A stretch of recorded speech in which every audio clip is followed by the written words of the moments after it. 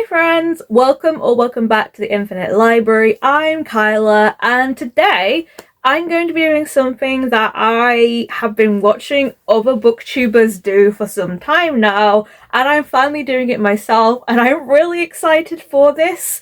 I'm going to be reading booktubers' favourites, specifically their 2024 favourites. So I have selected a whole bunch of booktubers. I've tried to be fairly diverse with this.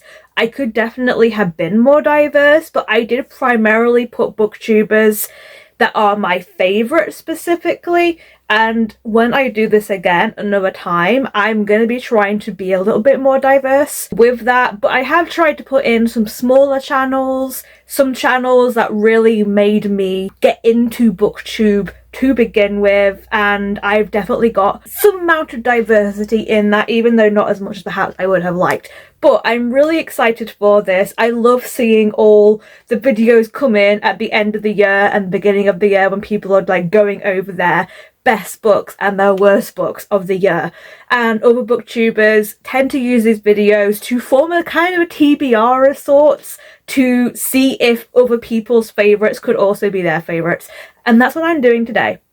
So I have narrowed down to 10 booktubers that I personally really enjoy. There was a couple of other booktubers that I considered for this, but I did decide to put it down to these 10 booktubers who are all ones that I enjoy, and I think mostly had a couple in common with me as well. So without further ado, I am going to go through all the booktubers. I'm going to take a look at what they picked for their best books, and I'm going to pick one book from each that I'm going to read. Hopefully going to go for a good array of genres. The people that I'm going to be reading from read all sorts of books. They read horror, they read fantasy, they read romantasy, they read literary fiction and thrillers. So I'm hoping for a good array of genres, but you know me, I'm probably going to be going for those fantasy and horror books. So let's go take a look at the people that I have chosen. So I have looked at all of the videos by these booktubers. I'm going to put links down in the description below for those videos if you want to check them out yourself.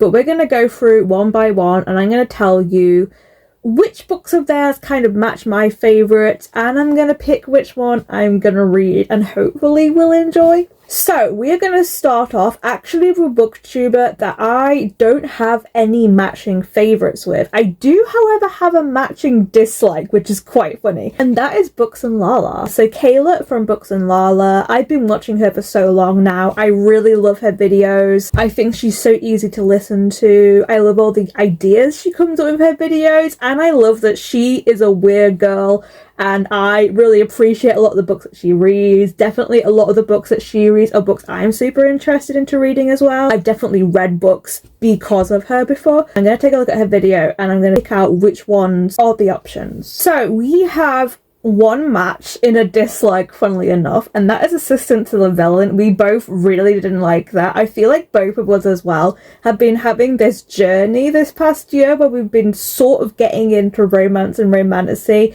and trying to work out what we like and don't like. I actually read one of my favourite romantasy of last year, Throne of the Fallen, because Kayla read it and really enjoyed it, and I also really loved it.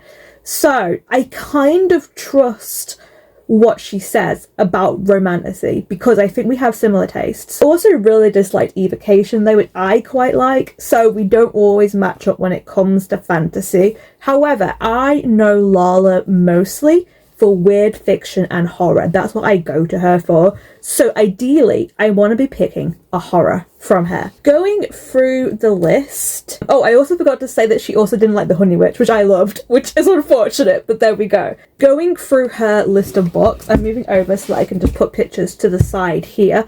Her number 10 slot was Every Time I Go on Vacation, Someone Dies, which I really do want to read, but I feel like this is not the one. The next couple that she has are ones that are really close contenders. So We Used to Live Here. This is a book I've been wanting to get to for a while. It is a horror about a couple who come back to a house they used to live in. Really been wanting to get to that. How to Become a Dark Lord and Die Trying. That sounds really fun and also one I want to read. Knock Knock Open Wide. I think this is a favourite for a couple of booktubers, and I don't really know a lot about this one, but I am intrigued by it.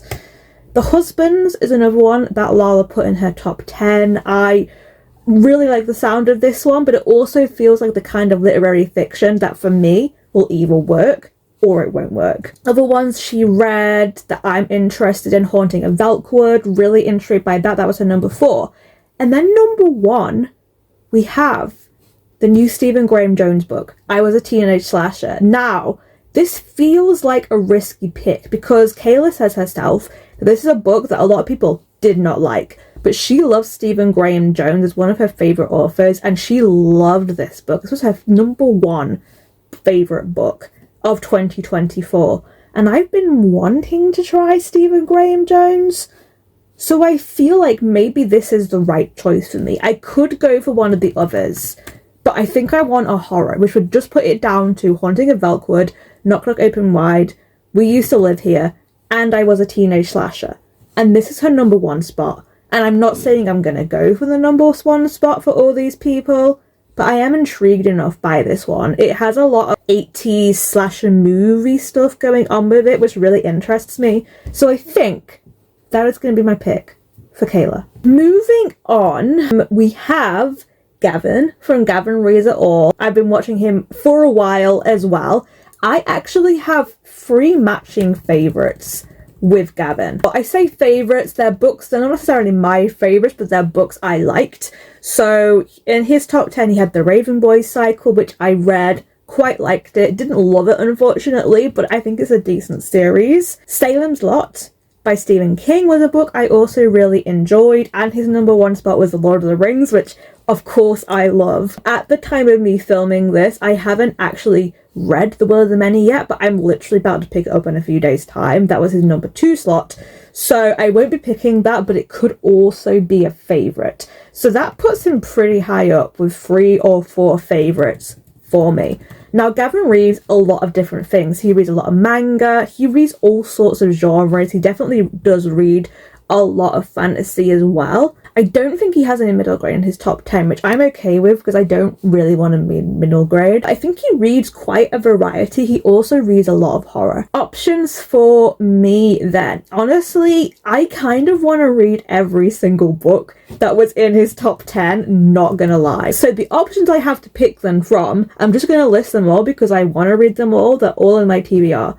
But we have Someone You Can Build a Nest In, which is a cozy, romantic, sapphic horror, I believe. Boys in the Valley, which is a horror that I've heard really good things about, but I think it could also be a very heavy read.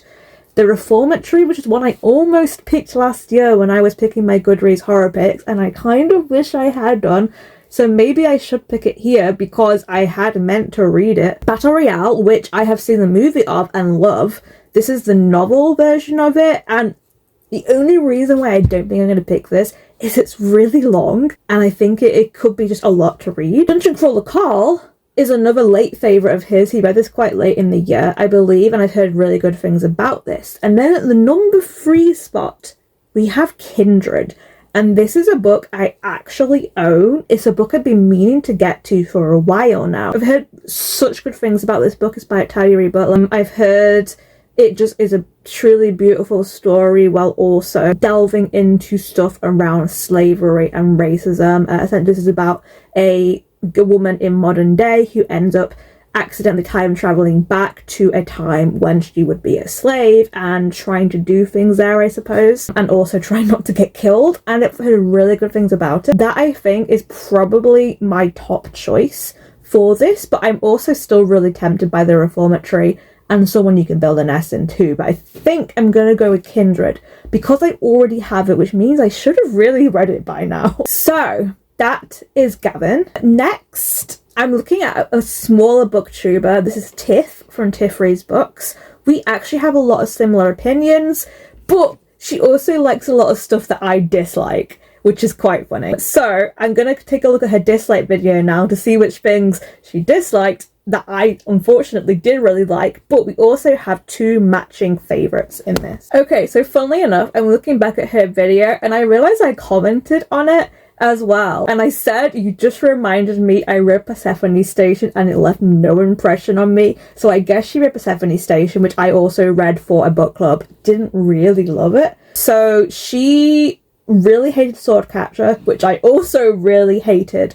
And she hated a Lisa Jewell book. I think it was the same one that I had read as well, which is None of This Is True, which I didn't hate, but I really wasn't crazy on it, unfortunately. Things that she did really hate, though, that I liked was House of Hunger by Alexis Henderson. I really enjoyed that book. I also really enjoyed Alexis Henderson's other book, The Witching Year, but I haven't read her new book yet. I think it's called An Academy of Liars, which I know has been getting a lot of hate. So that is one that she disliked that I really liked. I'm just scanning through her video. Lady Macbeth, she also hated, which I'm also about to read very soon. So I don't quite know if that's one that I like or not. So we have 3 matches on books we disliked. I realise I totally said that wrong as well. I meant to say that she has 3 matches for my dislikes. So we both didn't like Persephone Station, Swordcatcher, and the Lisa Jewell book. However, we have 2 favourites as well that match in her best books. I believe these are from her honourable mentions, because looking at her like top 10, these aren't in here. So we both really enjoyed The Adventures of Amina El-Sarafi. That was like my favourite book of the year before last. She had like 17 or so books, so like 7 or so honourable mention. Amina El-Sarafi was number 12. She also has A Haunting in Veltwood, like Kayla. She has A Tea Kingfisher, which is one that I haven't read yet, A Sorceress Comes to Call. Oh, and she has Fellowship of the Ring. So like Gavin, Lord of the Rings up there as her favourite book. So those are my 2 matches. Now, getting into the top 10 then of what I can pick. So this is where we start to see some crossover between Booktubers, because a couple of these books are in Booktubers' other videos. So the ones I am most interested in are her number 10 spot, Our Hideous Progeny. This is the Frankenstein retelling. I love Frankenstein. It's my favourite gothic novel of all time, and I've wanted to read this for a while, so that is definitely an option. Dark and Drowning Tide is another book that I own, which is a Sapphic Romantasy by Alison Saft, a book I've been meaning to get to for a bit. Kaiju Preservation Society is another one I'm interested in. This is a sci-fi by John Scalzi. I unfortunately didn't love the Joe Scalzi book that I read, but I am intrigued by this one, but not intrigued enough to risk it, I don't think. For this video, I really want to be getting books that I know I'm gonna love.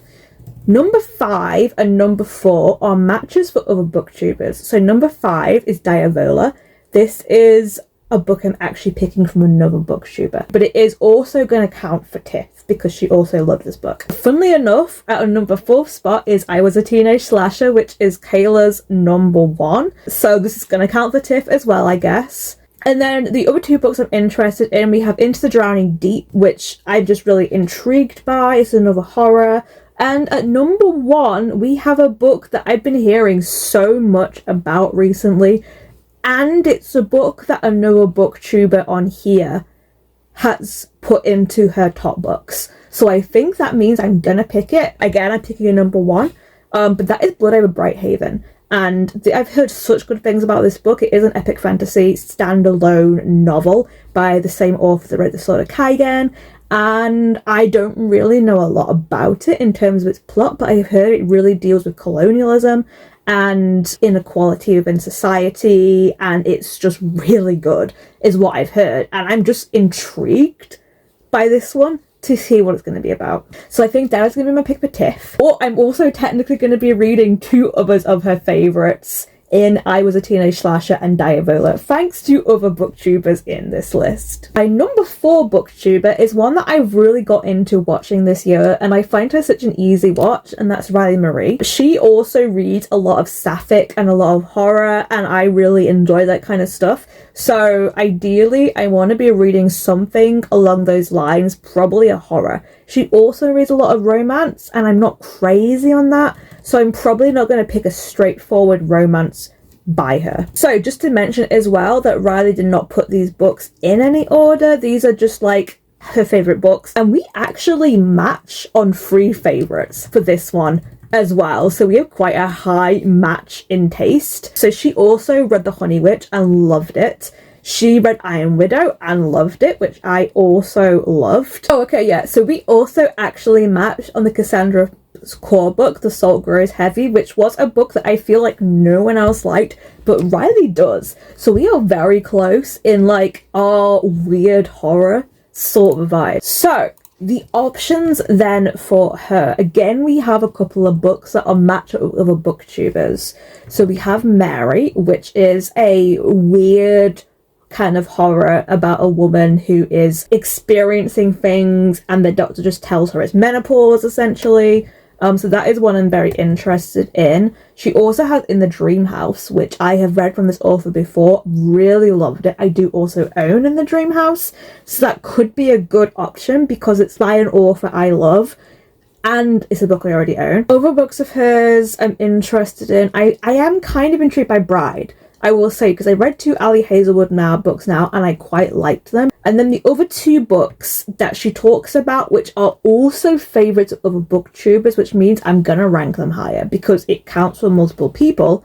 She has The Eyes Are the Best Part, which is a horror that I do own, which I'm really interested in, and Funny Story by Emily Henry, who I read 1 book from before and didn't love, to be honest. But I think I want to read a horror from Riley, and I think we match up with weird horror, so I think The Eyes Are the Best Part is the one I should choose for this, because it is criminal that I haven't got to this book yet. I've been meaning to get to it and I just haven't, and I feel like this is the perfect pick from Riley for me. So The Eyes Are the Best Part is one I'm going to be picking, which funnily enough is also a favourite from the next booktuber I'm going with Gabby Reads. Gabby and me actually share more favourites than I kind of expected. There is a lot that Gabby reads that I don't really read. She reads a lot of romance, she reads a lot of thrillers. She also reads horror though, and I'm again more interested in the horror that she's reading because I'm not really a big romance reader. Mystery I would also potentially be interested in, but The Eyes Are the Best Part was also a favourite of hers, and we match up on a couple of books as well. So Gabby actually has a top 15 books instead of top 10 and honourable mentions, and we match on an honourable mention because she really loved Earthlings by Sayaka Murata, which I also really love. She also really liked Bury Your Gaze, which is her 13th spot book, which I also really loved. And we also match on Bright Young Women, which is a book I read for the Goodreads Awards, really enjoyed. It is kind of a true crime based mystery thriller. And so that's 3 books that we surprisingly match on. So we're going to have a look at her top 10 and see what books of hers kind of work for me. So we have The Measure, which is one I'm really interested in. This is a kind of sci-fi, I don't know if it's a thriller or a horror, to be honest, but essentially it is about these people who I think are able to learn a language in a short amount of time, but there's something weird going on with it, so that one is intriguing to me. Of the other books she's read, there's not really a whole lot of other ones I'm interested in, I've got to say, because they are romance and literary fiction, which is not really my thing. Once There Were Wolves is a really interesting one for me. That one is very tempting because I'm intrigued by that. She also has The Eyes Are the Best Part, but the other book I want to put in here isn't actually in any of these other booktubers' favourites, but I know other booktubers have liked and read them, and that is The Haar. This is a folk horror. It's from a more indie writer, and I don't know a whole lot about this, but I know that people say they've read it and it made them cry, and I'm just so intrigued by that. So I think for Gabby, I'm going to go with The Haar because I really think that her type of horror maybe works for me as well, so I'm going to find out if that's the case. Next booktuber we're going with is JessOwens. Again, they didn't put their books into any sort of specific order. This is just a list of their favourite books. We actually match up on one book, which is really funny because it's a non-fiction, and I rarely read non-fiction. But Jess read Poverty by America and really enjoyed it, and I also read it from my Goodreads and thought it was really well written and really well done. I really like do go to Jess for stuff like political commentary, for non-fiction books. So although I'm not going to be picking another non-fiction book from here, I think she also reads a good array of genres. She reads a lot of romance, she reads horror, she reads fantasy. She's recently been reading the Robin Hood books, which I was reading a little bit of. Ship of Magic is actually in her third spot on her favourites, but I'm not going to be picking that for obvious reasons. She also shares Blood Over Brighthaven with Tiff. So technically I'm going to be reading Blood Over Brighthaven for Jess as well. So the other books that Jess has put on here that I am interested in, there's American Rapture, which is a horror that I'm really intrigued by. It's a horror I don't know if I'm gonna like, but I am intrigued by it. She also has Glow of the Everflame, which is a series, I think it's Spark of the Everflame is the whole series, and it is a book series that other booktubers I was looking at did rank in their tops. So that's really tempting, except that Jess says that she hated the first book in the series and it didn't work for her until the second book. And I would have to read the first book in the series, which kind of puts me off it. So even though it's a series I do want to check out, because Jess herself has basically been like, the first book is awful, I'm not going to read that. Other books, however, there is one other book that she read that sounds like it's exactly up my alley, and that is Bloom by Delilah S. Dawson. This is a horror about two women who fall for each other, and it gets weird, and it sounds like it could be a good time. So I think I'm going to pick Bloom from JessOwens. Next, another booktuber that I watch quite a lot is WithCindy. Cindy was kind of known for a lot of her like rant reviews of a lot of stuff, but she also really talks a lot about books that she loves. She reads very diversely, she reads very politically, and she reads all sorts of genres as well, which I really like. She doesn't have a top 10. I think she only has top 5 books that she talked about in her videos, so the options are more limited. And funnily enough, I have actually got a match with her on that as well, because she put The Invocations in her top 5, and that was also one of my favourite books from last year. I really loved that book. So the other options I have, I think 2 of them are more non-fiction, which I'm not really fussed about reading, but the other 2 are ones I'm very interested in. So we have a sci-fi, a literary sci-fi, I believe, called Annibot, which I've been really interested in reading. And we have a graphic novel called The Magic Fish, which also sounds really up my alley. I think I'm going to go for Annibot though, just because even though I think I'll really like The Magic Fish, and it might be nice to throw a graphic novel into the mix here, I'm just so intrigued by Annibot, and I love stuff to do with robots. So I just really want to know what it's about, basically. So I think I'm going to go with Annibot for this one. Okay, the final 3 people then.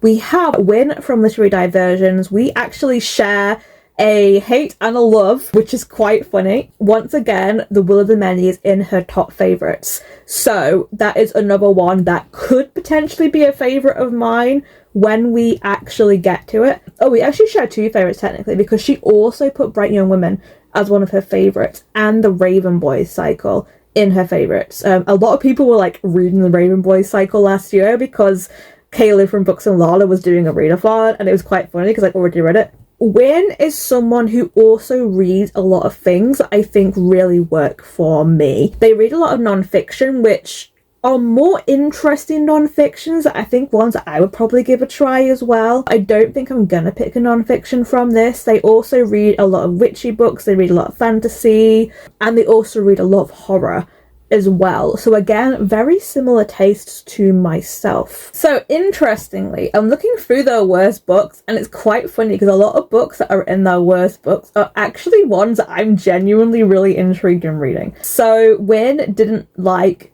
Education and Malice, which I do want to read soon. They didn't like We Used to Live Here, which was a potential one for me to pick. They didn't like the Eric LaRocca book, which is a book I'm intrigued by. I have the Thursday Murder Club. However, one book that they hated, which I also really hated, was The Housemaid by Freida McFadden. Both of us were just like, this author does not work for us and is really not the kind of thriller writer that we like. So we had a match there on a dislike. We had those 2 matches on the favourites. They actually only have a top 9 as well. So of the books of theirs that I'm quite interested in Memoriam is one of them. This is a historical queer literary fiction, which is a book that I was always hesitant by, and when talking about this book has made me want to give it a try, because they also are not down with the whole tragic queer stories, and this being set in a war does make you kind of think it's going to be like that, but they said it was really good. So I actually am going to try this book at some point because of them. And then there's 2 other books which I'm super interested in. One is Bless Your Heart, which was their #1 favourite book, and it sounds like a really fun book. It's basically about this family who run a funeral home and then people start coming back from the dead, and it just sounds like Southern charm, kind of cozy hijinks a little bit, and that sounds really fun. But the other book, however, is a book that was in someone else's favourites, and it's Diavola. So I think I may have to go with Diavola for this one. And I also want to see if our tastes in horror kind of match up. So Diavola is the one I'm picking for this one, and I'm really excited to finally get to it, because I feel like it was the one horror last year, apart from We Used to Live Here, that I kept seeing everywhere and really wanted to get to, and I just never got to it. So thank you, Win. I am finally going to get to Diavola. Our last 2 booktubers then, we have BeccaAndTheBooks, who is a very popular booktuber. We have not very many things in common, to be honest, mostly because a lot of these books that are in their top favourites are honestly books that I just have yet to read. So they might be books I am actually interested in reading, but I just haven't gotten to them yet, essentially. They also have The Will of the Many as their #1 spot. So once again, if I like it, cool, that I've actually got a favourite with them. We do, however, match on a dislike. So we shared a dislike with Murakami. She read Norwegian Wood, and I started reading Kafka on the Shore by Murakami, and I had to DNF it. I really was struggling with the kind of blatant misogyny that the author has throughout, and I think Becca kind of struggled with the same kind of things with that, basically. There's also a couple of other books that Becca talks about that I feel like I would also hate. Like, she talks about this Scooby-Doo book called All These Meddling Kids, which really sounds not up my alley. So we definitely do share some kind of hate in books.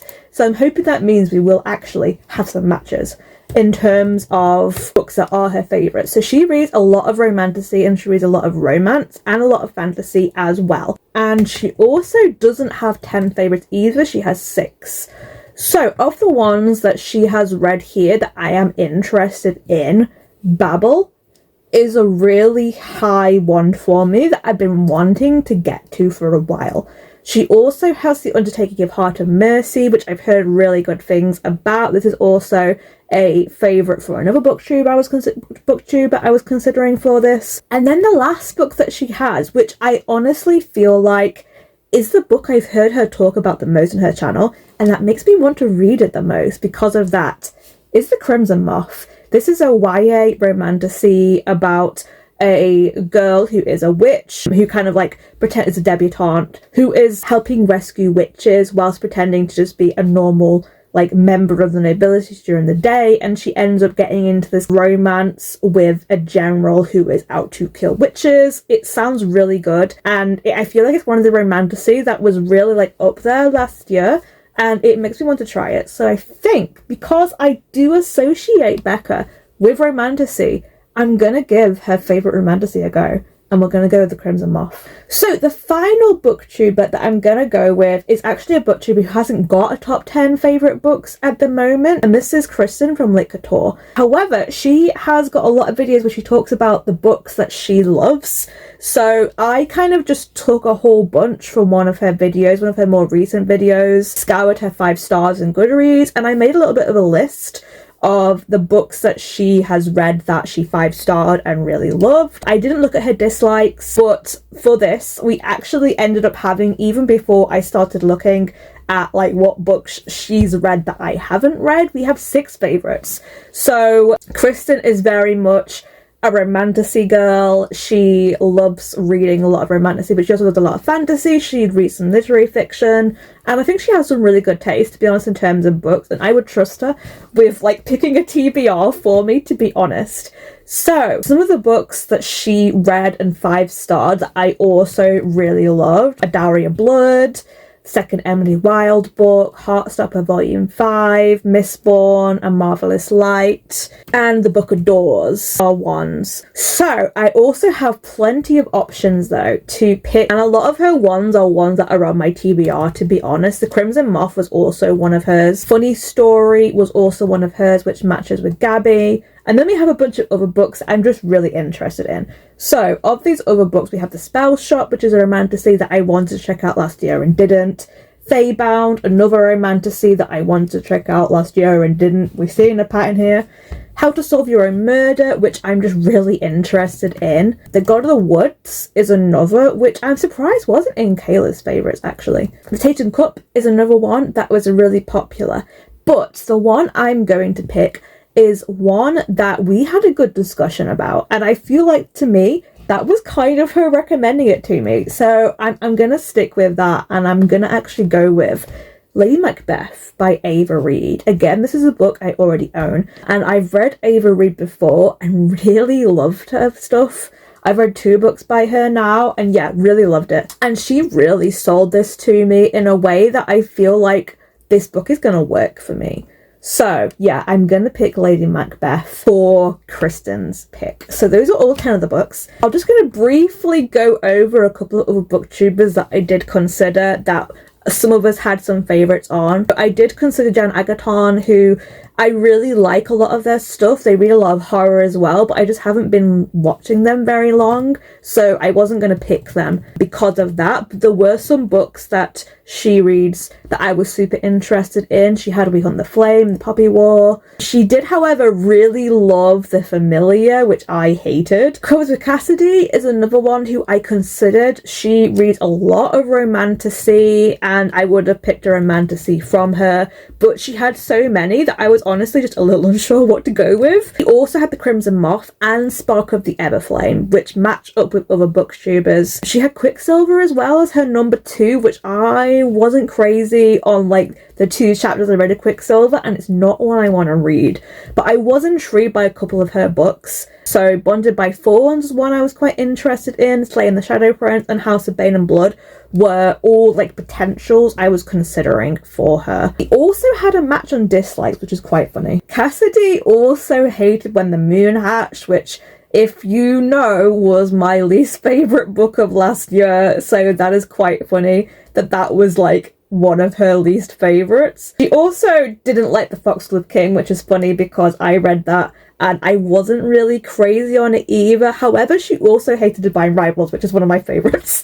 So we're very mixed, I think, and I just thought that I wasn't going to be able to tell for sure if something I would pick by her would be something I'd love, so I ended up vetoing her. And then the final 2 booktubers that I did look at and did consider was Plant-Based Bride and Book Roast. Book Roast did have 2 matches for my favourites as well. Bunny was a favourite of hers, which I loved, and so was Evocation, which I also loved. She has a lot of sci-fi on her list, which is quite interesting, and a lot of fantasy as well, and I was honestly kind of wanting to read practically everything on her list and was struggling to narrow it down. But she did have a manga on her list, which is a Dracula retelling, so I probably would have picked that, to be honest, if that is what I was going to go for her. And then Plant-Based Bride reads a lot of literary and horror stuff, really interested in the stuff that they read, but I also just haven't watched too many videos from them to be able to tell exactly how many favourites kind of match up with mine. But we do actually have quite a few matches on favourites and dislikes, which did really make me consider her. Gideon the Ninth was a favourite of hers, which I also really liked, and if I was going to pick something from her, I was probably going to pick I Cheerfully Refuse, which is a sci-fi that she like raved about, and it just sounded so interesting. I'm not picking any of those people. I have my 10 people picked, so I guess I've just got to get going and read their books, and with any luck, I'll love them as much as they did. But yeah, also, please feel free to recommend me more booktubers. Like I said, I'm trying to read, like, not as big channels, more diverse, like, especially if we have queer booktubers. That is something that I want to find more of, because I primarily try to read queer books when I can as a non-binary person myself. So from watching other people's booktuber favorites videos that are now coming out, I'm starting to find new people, but I didn't know about these people when I first like chose these books and picked these. So next year I'm gonna be trying to be picking a lot more smaller booktuber channels. I picked 2 people on here with Tiff and Kristen, who aren't as big a channel as some of the others on this list, but I definitely want to be just watching more content from smaller and more diverse booktubers in general, really. So yeah, just my addendum there. Just like the title implies, this is about a robot girl who was created to essentially be the perfect girlfriend to her human boyfriend. So not only is she there to satisfy his physical and emotional needs, she also has to have dinner ready for him every night. She wears all of these outfits that he orders for her, and she even has a switch where he can adjust her libido from like a numeric scale to meet his needs. She's basically like a trad wife in the form of a robot, and sadly truly the perfect woman for a lot of men out there. So my first update for this video, I was able to get Annibot actually via BookBeat on audiobook. Most of these books I'm going to be reading, I have to read physically, but this one I could read via audiobook means. So I'm about an hour in so far, and I am actually quite enjoying it, even though it's definitely making me mad. There's a lot of commentary that we're seeing so far with the fact that Annie is very much treated as an object, even when her partner's like saying, oh, you know, she thinks she can probably feel this kind of stuff, but at the end of the day, he is still treating her like an object that's there for his needs, and her existence is very much defined by him and what is good for him. And she is like starting to learn, and I think she's starting to formulate these thoughts herself at this point in time, but I think we're going to see a lot more of that as the book goes on. But at the moment, his best friend, I suppose it is, has come over to tell him that he's getting married to like a real human woman, and he didn't know anything about this like robot girlfriend that the main guy has, and he's like so curious about it, and he thinks it's amazing, and he goes out of the room and like he just speaks to her, and he's just like, oh, he's doing so much better, and I guess I have you to thank for that kind of thing. But the way he's talking to her is not at all like he's really interested in her herself. He's just interested in her function and what she can do and how cool it is and how she has improved the guy's life. We've also found out, which is extremely troubling, that the guy actually made Annie just prior to a breakup with his wife, and that she was designed to look like his wife, which is a choice. So that tells us a lot more about the main guy than I think we knew before. Literally, they were like, oh yeah, we can't make them look like people, but if you change the skin tone settings and make her like a darker or a lighter shade, we can make the facial features look exactly like that person, which is what he's done. He's like lightened her skin colour slightly, but she still has a darker skin colour. So that's a thing. Yeah, I'm only like an hour in so far, but I am quite liking it. I'm just really interested to see where it's going to go. At the moment, yeah, I love robot books, so this is going to be fascinating for me, I think. Okay, so here I am, looking extremely pink, which feels appropriate because I did just finish Annibot, but I had a very, I want to say frustrating time with this book. To be honest, this book made me so angry. It was an incredibly difficult listen because so much of the book is you're basically entrenched in this really horrible abusive relationship, essentially, that our main character Annie, who is the robot, is really just being manipulated and gaslit and controlled completely by her owner, who everyone is like, he's so great, aren't you so lucky, Annie? And he is awful. The things he does to her, this is literally just an abusive relationship. And that was really uncomfortable to read. It went on for quite a long time. It was very repetitive. It went in great detail about the amount of emotional anguish that Annie was feeling, even as a robot. I had to let this one sit for a bit, and I still don't really know exactly what my rating is.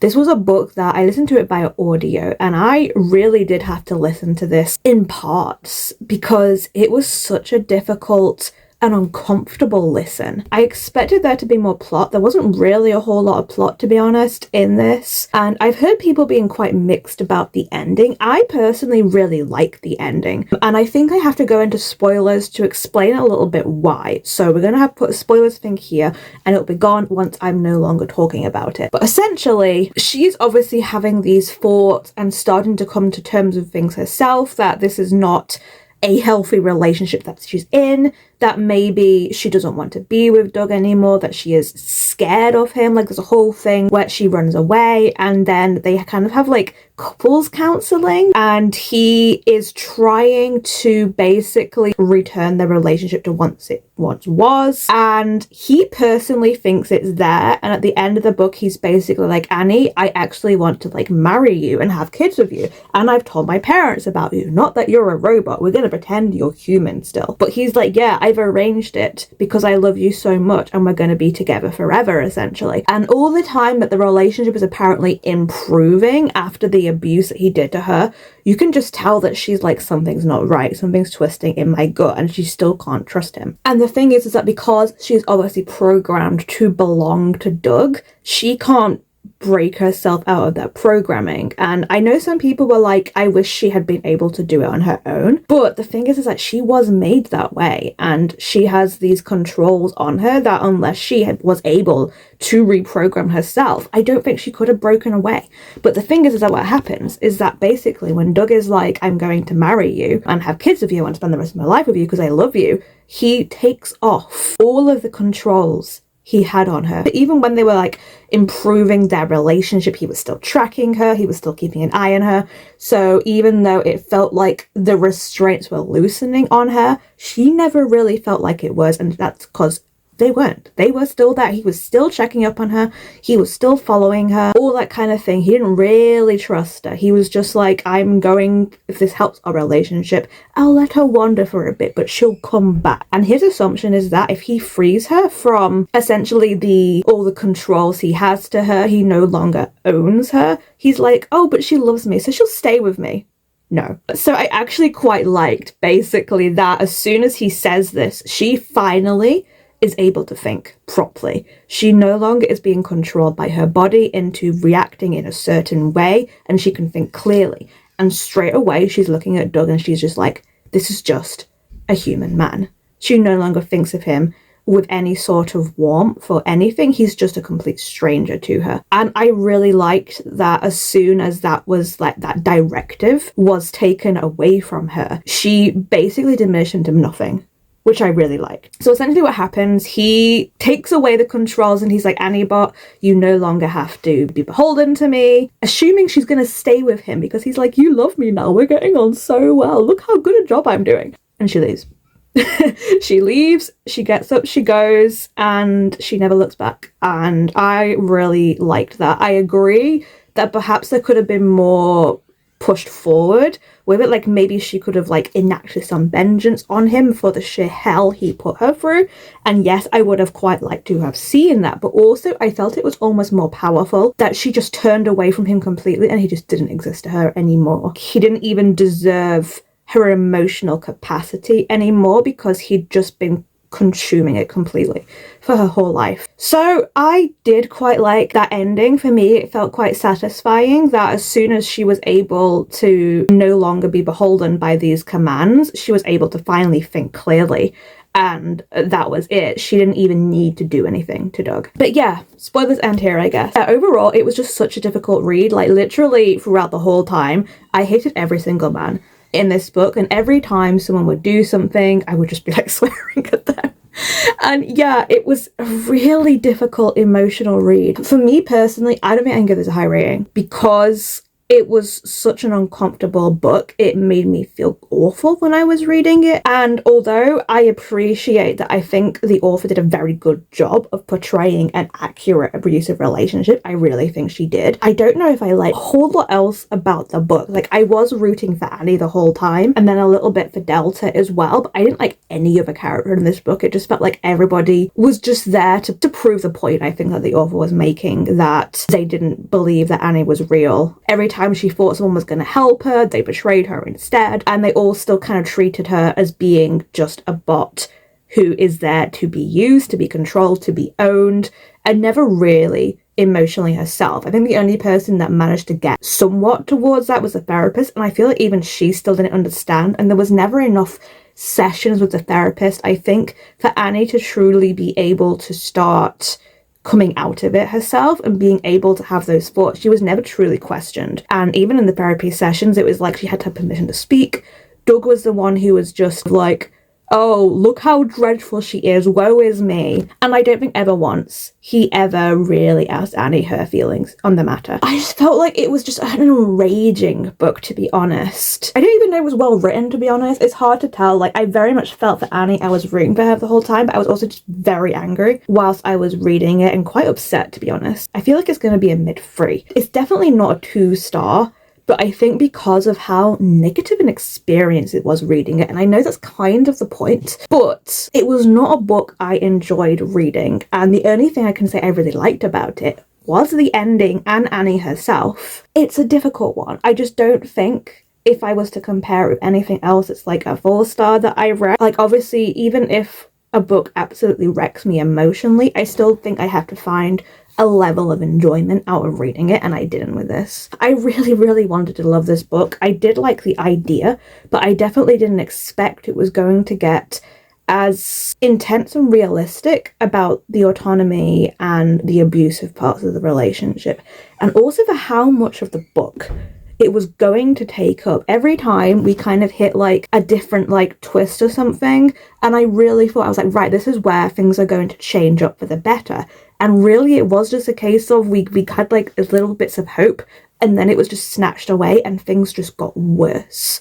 And again, I think this is a very good depiction of someone in an abusive relationship who can't escape. I think it's really good for that case, but in terms of it being a plot, a story, it was just very depressing, demotivating to see these flashes of hope and then see things just get worse and worse and worse as the book went on, to see Annie being literally tortured by this man and gaslit by this man. So I think for me, it has to be somewhere in the 3-star range, and it's also a book I would really struggle to recommend to anybody without making them fully aware how triggering this book could be. I didn't love this book. I think I agree with how I've heard some other people talk about this book, and how maybe how it comes across is maybe not quite exactly as the premise makes it sound like it's going to be. I agree with some of the things that Plant-Based Bride says about this. I keep thinking that Lala read it, but I may be wrong, but I feel like she wasn't crazy on it either. But yeah, for a book that was only just over 200 pages, oh, it was a tough read. It was really tough. It's just not a book I could see myself ever reaching for again, because I don't want to go through that level of pain that was in that book. Like, I've heard of other books as well that are kind of similar to it. There's a book called, I think, like Hey Zoe. There's another book, I've forgotten what it's called, but there's other books that kind of share similar kind of topics about a sex robot, essentially. I had a hard time with this book, I will say. So I guess we're getting this off to not a great start. This was not a book I really enjoyed that much at all, but it was a very powerful book. So it's not going to be like a 2-star for me, but definitely a mid, maybe even to a low 3, to be honest. So I'm hoping I will, however, join the next book that I read for this a lot more. I've got a lot of horror on this list, funnily enough, and I feel like I didn't read a lot of good horror last year, so I'm really excited to be reading some other horror, and hopefully I'll find some new favourites. So let's go on to the next one, I guess, and I hope I really have a better time of it than I do with Annie Bot, because that was just rough. It is the only horror which I read this year which I genuinely absolutely adore. I mean, of course, on the surface, this book does actually have everything that I usually really love in a horror book. The main character is 30-something, unattached, and seen by those around her as a bit of a screw-up. She has a very complicated family relationship wherein she is vastly established as the cause of all problems, and it is essentially a haunted house wherein nobody knows that the haunted house is going to happen. Things just start happening to them, and we all know that bar none, those are my favourite things.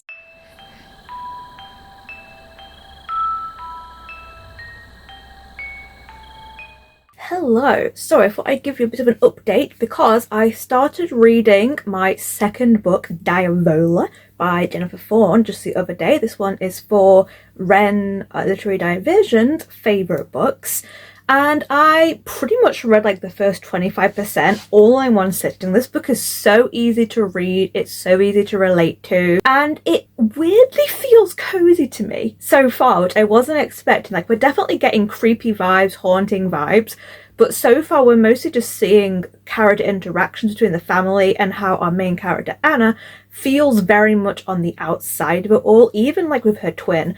And she's kind of like just looking at everyone around her and seeing like who they really are, I suppose, because everyone's kind of being their natural selves. It's family holiday, and I just want to talk about this earlier today, and they were talking about how Anna is kind of made to feel ostracized because she is the only one who isn't in a couple. Like, her twin brother has a boyfriend at the moment, her sister is married with 2 kids, and obviously her mum and her dad are also there and together, and they're just kind of using her basically to be like someone to get them around Italy. They're on holiday in Italy, and because she like taught herself some Italian via Duolingo, they're just like, right, you have to all sort this out for us whenever they go anywhere. Like, they can't figure it out themselves, and they've just lumped it all on her, and they're not really talking to her. Her twin brother is a little bit, but otherwise it feels like they are just kind of ignoring her, and she's like engaging with them in their issues, but no one's really asking her about her own stuff other than to be like, oh yeah, that guy that you used to be with was so perfect for you. And yeah, some creepy things have started to happen. There's been some like stuff with insects, there's a whole thing with dreams and a tower, and I'm enjoying it so far. I've got to say, this is feeling like an easy horror read to me. At the moment, I'm not like blown away, but I am having a really good time with it. It's been good so far. I'm liking it. Giving me, I guess, kind of Kingfisher vibes in terms of the main character and like the wry humor she's like using to look at everyone around her. But I think her character is a lot more jaded and cynical than Kingfisher protagonists. But yeah, I'm so far having a good time, so I'll update you once I'm much further, or perhaps when I'm finished, because I honestly do feel like I'm just gonna like blow through this really quickly. Hello, a update because I finished reading Diavola. This was really a quick read. I did pretty much sit and read it over 3 sittings, actually, not over 2, but I really enjoyed this one. It sadly wasn't a 5-star for me though. I was really hoping it was going to end up being like one of my favorite horror books ever, and it just wasn't. There was intentionally many characters that were very unlikable, I think, and for me, I really enjoyed the journey that the main character took. I thought all the haunting stuff was really good, really creepy. I loved the Italian environment, but I think all the stuff with the family just being awful to our main character took up so much time and increased the atmosphere, but I was starting to get a little bit like not enjoying it because there was so much focus on that, unfortunately, and it very much was a part of the book that they were like that. I don't know, I would have liked to have seen more done with that, I think, rather than it just being them isolating Anna, them using Anna as being like an excuse for everything. I'm not saying I wanted them to all like make up and be like a perfect family by the end. That's not what I want. I'm actually really glad that the direction that Anna took with the family went the direction that it took, and it's a very good for her moment that I'm glad that she cut ties, essentially. But I would have liked to have just seen more done with it, because it felt like everything escalated very fast, and obviously again part of that is because of the ghostly hauntings that are making things escalate, but I think I just wanted to see more than what we saw. Like, I don't know, maybe more stuff about Nicole, who was the sister, and Anna in the past, how they were like, because I felt like I got so much about her and her twin, nothing about her sister, which really kind of explained their weird toxic relationship, I suppose. I wanted more from the parents as well, I've gotta say. And I think for me that is kind of the letdown with the book, because I was thoroughly enjoying all the scary haunting stuff. The scary yellow woman with the yellow hair worked really well. I liked the haunting aspect of that. I like how Anna eventually dealt with it and her end to the story. But I do think that around that middle part, it lagged a little bit for me, whilst it was kind of escalating to big things. And I think I just wanted more to happen than what felt a little bit like repetition of behaviour.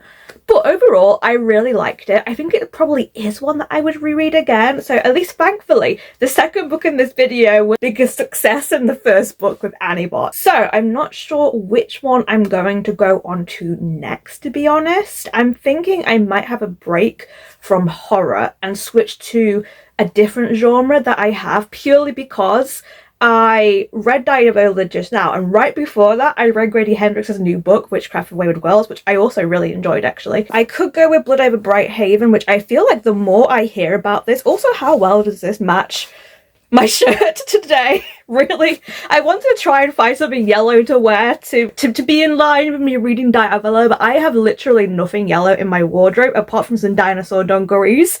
And it's not quite the vibe. And I'm also going out to an event tonight, so that is why I'm like more dressed up. It's an event with Kat Dunn and Lucy Rose for their new sapphic gothic horror kind of books they've got coming out. And that is why I'm dressed in the more horror persuasion today. But we have Blood Over Bright Haven, which I feel like the more I hear about this, the more people are saying how good it is. I have Kindred, which would be a short read, but I also know it's going to be quite a deep read, and I don't know if I'm in the mood for this just yet. I think I kind of want to take this with me when I go away next weekend. I have The Crimson Moth, which is a romantasy, and I have Macbeth by Ava Reed. So I think it's gonna be between one of these three next. Not entirely sure what, but I guess you'll find out when I next update you.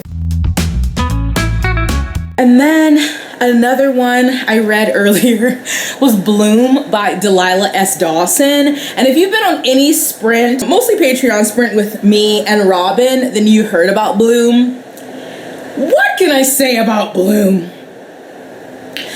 Bloom is a sapphic horror novel, okay? We've got this gal, and we got this other gal. This one gal's working at the farmer's market selling her wares, and this other gal comes to the farmer's market. And, you know, they feel a spark, a connection. But things quickly go left. There may be murder. There is violence. Much violence, control, manipulation, gaslighting. Just know this is not a romance, okay? This is not a romance.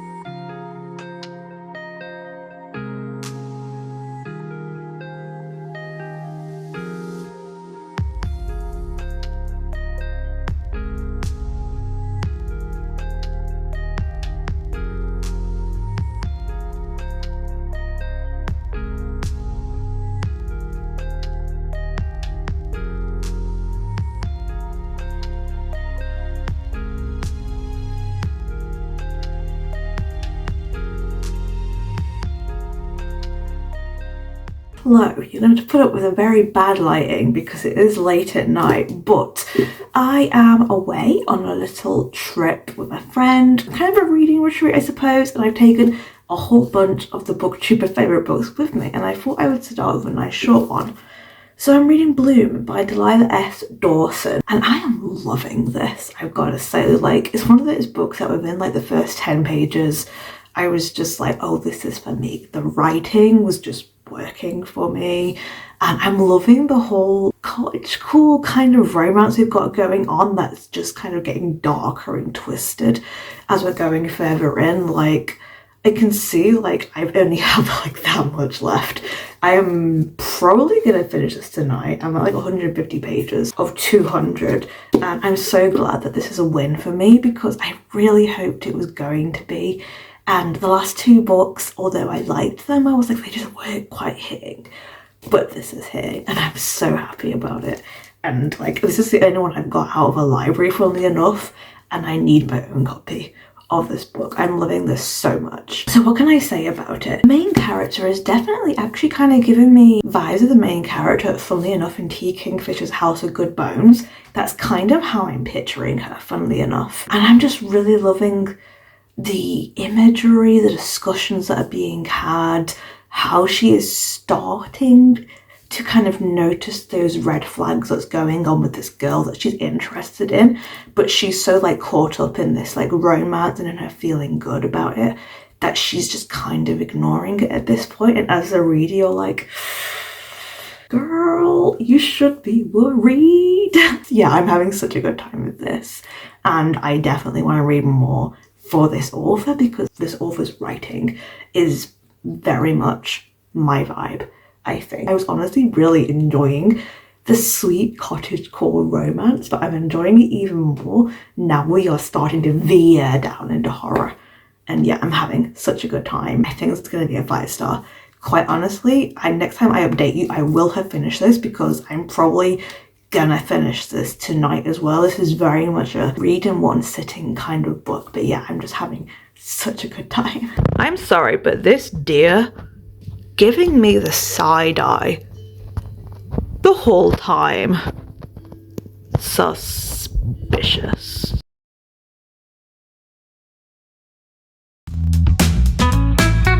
This is another one that took me by surprise because this is a young adult fantasy romance. I wouldn't say it isn't young adult, but I would say that it has a little bit of a transience, like it could stray into the new adult category a little bit. It just reads a slight bit older, but then also I would say solidly falls into young adult. That is a demographic that I've grown out of progressively over the years, so I was not expecting a young adult fantasy romance to be one of my best books of the year, but this one really blew me away, especially because some of the themes in here and the way they were discussed. So plot-wise, in this one, we are following a woman called Rune, who is the Crimson Moth, which is a vigilante character that saves witches from execution. 2 years prior to the start of the story, Rune had to turn over her grandmother to the authorities. There was a big societal upheaval where witches were in power and the witch hunters came in and overthrew them because they were oppressing people and they had gotten a little bit used to their power and were now using it to hurt people. So they killed all of the witches that they could find, including Rune's grandmother. Her grandmother encouraged her to turn her, and it's not like she did it behind her back. But after that, Rune came into her own powers and became a witch herself, and since then has dedicated her life to freeing witches from the witch hunters before they can be executed.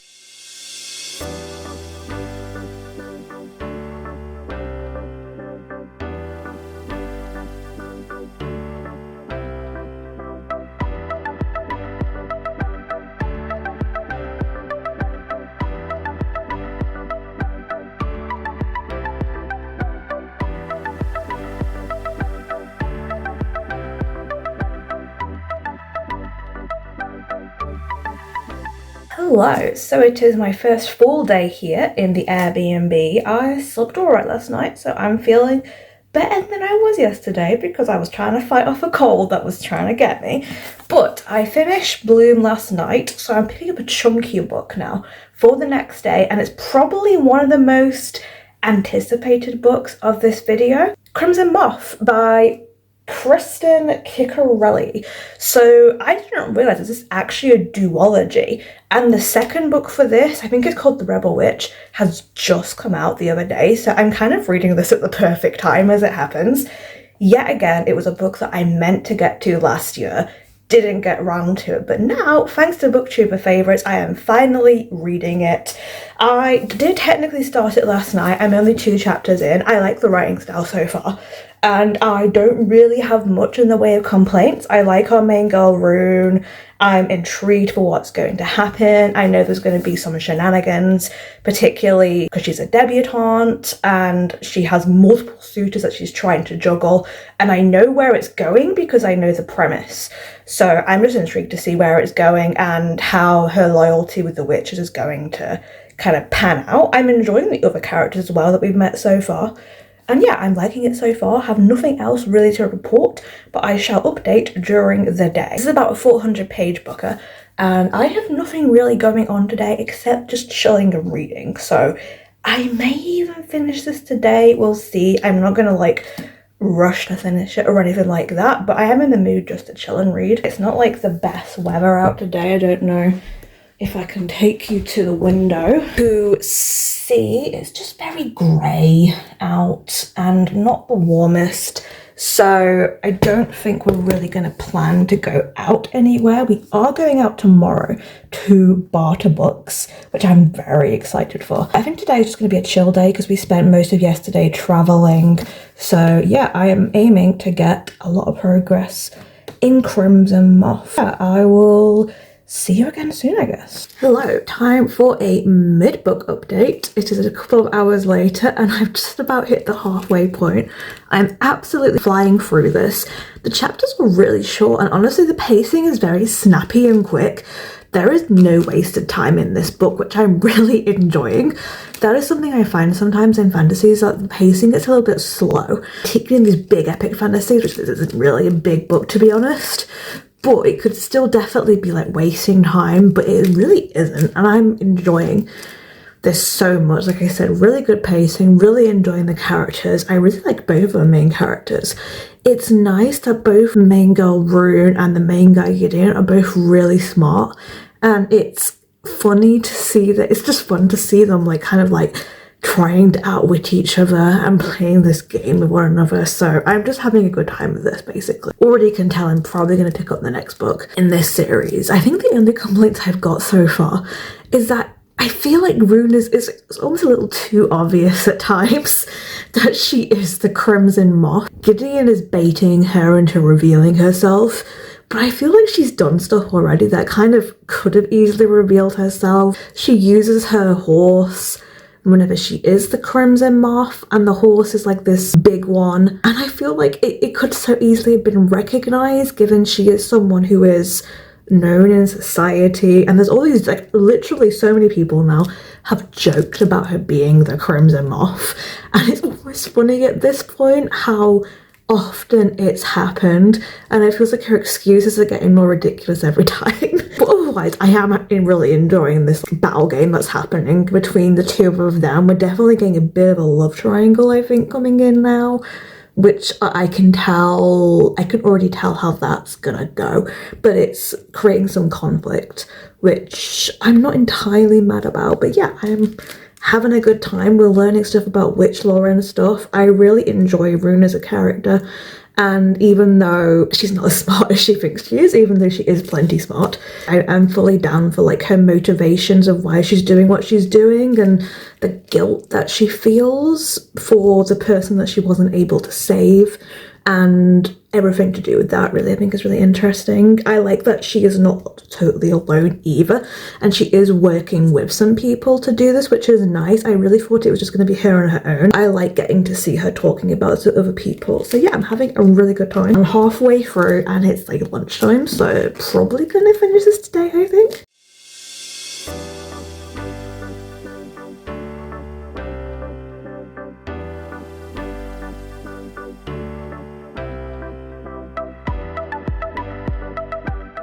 So I did indeed manage to finish the Crimson Moth today. Pretty much just read it solidly from the morning. It's about 4 p.m. now or something, and I have finished it, and this was a really solid book, honestly. I had a really good time with it. I definitely did predict some of the twists that were gonna come, but I didn't mind that too much. and I overall enjoyed the plot. I'm very glad the second book is already out, because I wouldn't have liked to have waited given how the ending is. I'm really intrigued about where our main character is going to go, because I think she's allied herself with some people at the end of this book that she's going to regret. Overall, yeah, I really had a good time with this. I actually did like the relationship, like both of the characters, and it was just a really solid fantasy. It's not a 5-star, sadly, which I know for some people it is, but I overall had a really good time with this. It was a nice slow burn romance.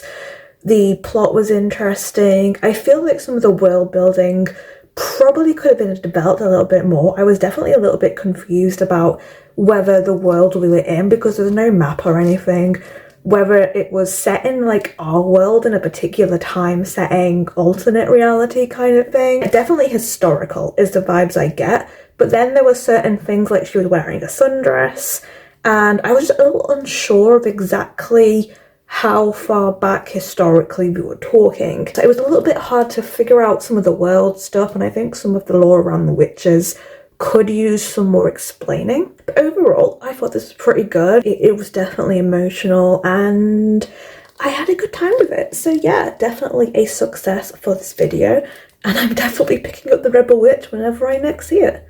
So I think after romantasy, I'm gonna go back to horror next and pick up The Haar. I have no idea what to expect from this book, to be honest. I just know that everyone who's read it has loved it, and it's more of a folk horror. It's an indie horror though, but I really don't know very much about the plot at all. So yeah, I'm going in pretty blind to The Haar, and it's going to be very different tonally, I think, but I hope I like it, I guess.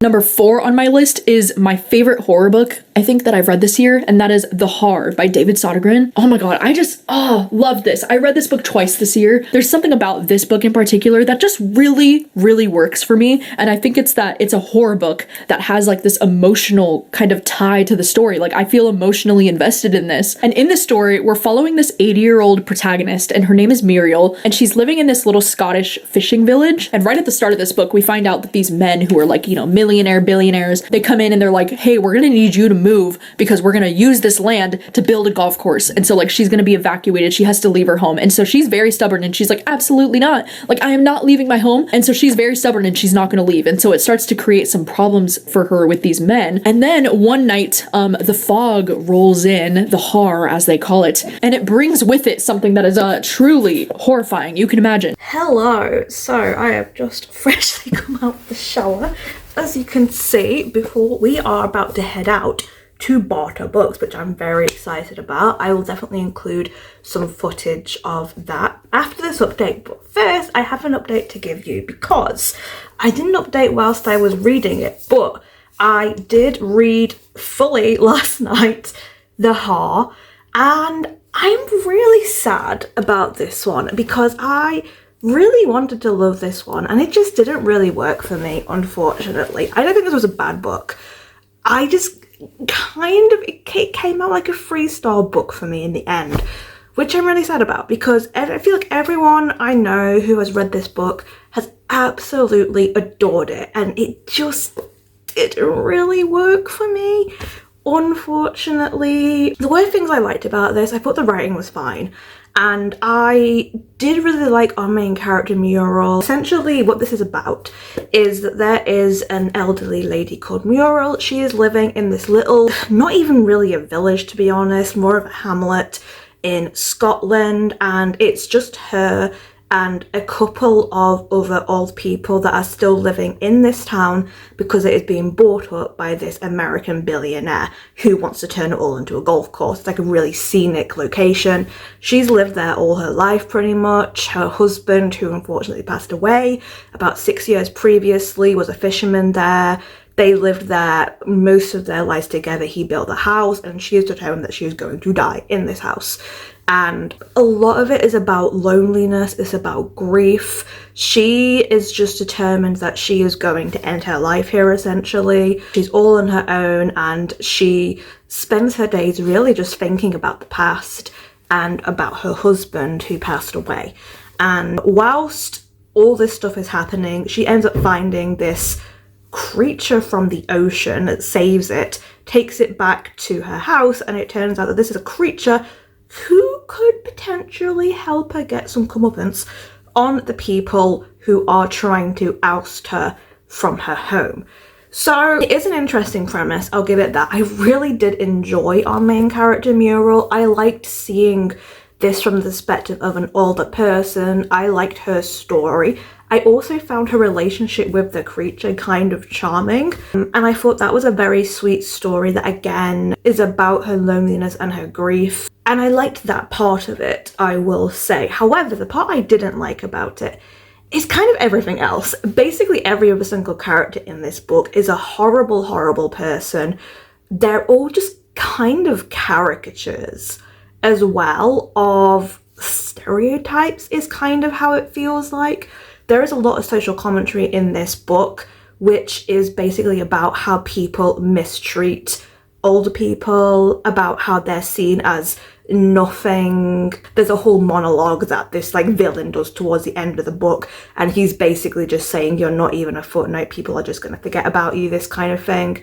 And it's the people who are rich, like the divide between the rich and the poor, and they're very much kind of positioning that as old people just being people who are forgettable, who are crazy, who are not even worth living.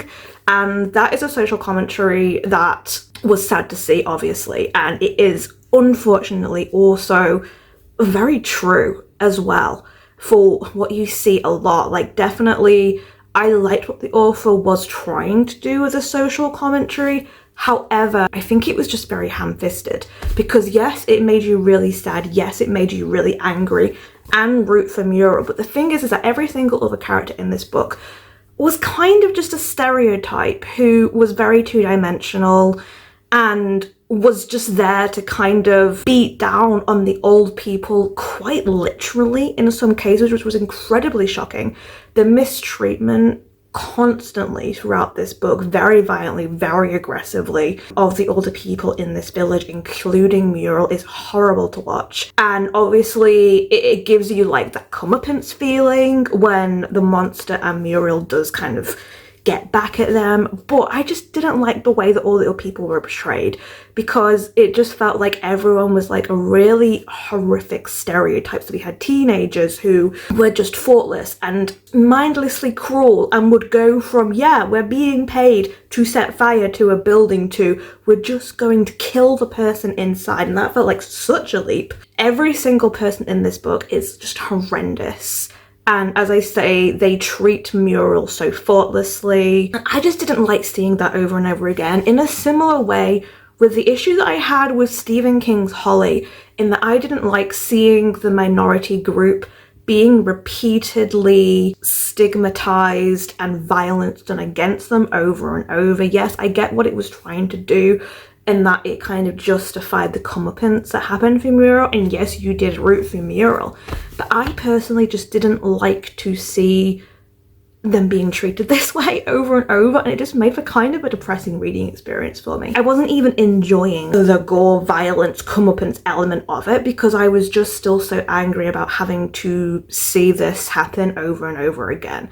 And again, I just don't think any of the perpetrators of this were at all well written. They were just stereotypes, and they were just kind of written as people who were the worst person you could ever think of, just so that we could see them get killed horrifically in a lot of pain. So yeah, I think for that it just didn't work for me. I did like the sweeter, softer elements of the story with Muriel. I say I really did like her as a character, and you know, I want to read more books where we do have older characters as a main protagonist, definitely, and I like that we are seeing more books like that, particularly in things like cozy mystery, that kind of thing. But for me, it just didn't sit right with me with what happened in the whole rest of the book, because I'd have quite happily just read this whole thing of what was happening with her and the creature, maybe having stuff happening off screen where you know people are disappearing, but I just didn't like seeing the incessant, really aggressive, sometimes sexual violence that was happening against the elderly people in this book. It just really wasn't good for me. So yeah, unfortunately that does mean that this book is a free start. I wish I'd loved it, but it just didn't sit right with me. So I am probably going to be donating this book today, ironically at Barter Books. And yeah, that is that for that one, I guess. I'm just sad I didn't like it because I really wanted to, and I really want to give indie horror authors a chance, but this one just didn't work for me, sadly. So I'm going to be picking up my next fantasy, I think, Blood Over Brighthaven, because I still have another day or so whilst I'm away, and I really want to try and just get into another chunky one whilst I'm here, and that feels like the perfect choice. And after reading horror, I'm in the mood again for a fantasy, so I'm going to pick that up next.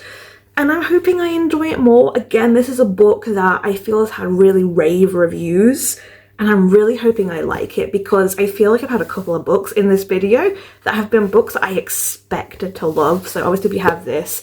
Annie Bot was another one. Diavola I did obviously really like, but I didn't love it as much as I really wanted to. But we've had two books now that have just kind of been misses in terms of how it has affected me. So I'm hoping I like Blood Over Brighthaven. And yeah, I guess cue footage of me going to Barter Books.